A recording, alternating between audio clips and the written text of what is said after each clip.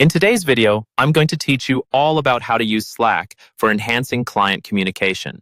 We'll dive into every detail you need to know to make your client interactions more seamless and efficient using Slack.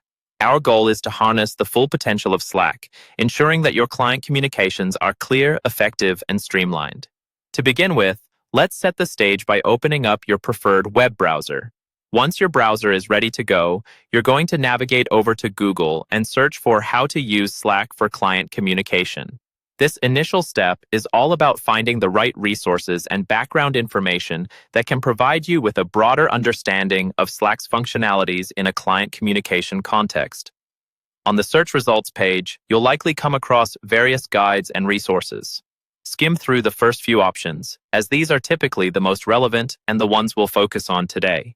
Now, assuming you already have Slack installed and set up, launch the application or open it in your browser if you prefer the web interface. If you're new to Slack, you might need to sign up and create an account first.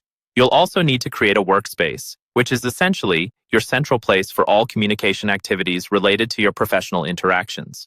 On entering Slack, you should start by looking at how to set up your channels. Channels are where you'll manage conversations, either with individual clients or with various client teams. You can create a new channel by clicking on the plus icon next to channels in the sidebar. Be strategic with naming your channels. It's essential they clearly reflect the topic or the client they're associated with to avoid any confusion down the line. Next, let's explore how to invite clients to these channels. Click the channel name to open its details, and there, you'll find an option to add members. You can send invitations through email, ensuring your clients get easy access. Keep in mind the importance of managing permissions correctly, so clients only have access to what you intend to share. It's time to focus on messaging. Slack facilitates real-time communication, which is perfect for quick exchanges. Be sure to make use of features like threads within channels to keep discussions organized and on topic. Direct messaging, too, is an excellent way to conduct one-on-one conversations when needed.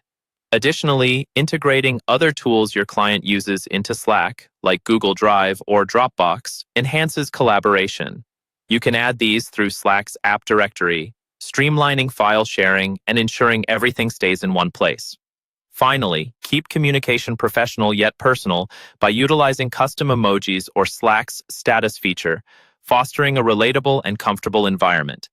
This balance helps maintain engagement without diluting the professionalism expected during client interactions. And there you have it. By following these steps, you're well on your way to mastering Slack for client communication, turning it into a powerful tool for your business needs. Make sure you spend some time exploring and experimenting within Slack to discover even more features that might be beneficial for your specific workflow. Thanks for tuning in, and we hope you found this guide helpful.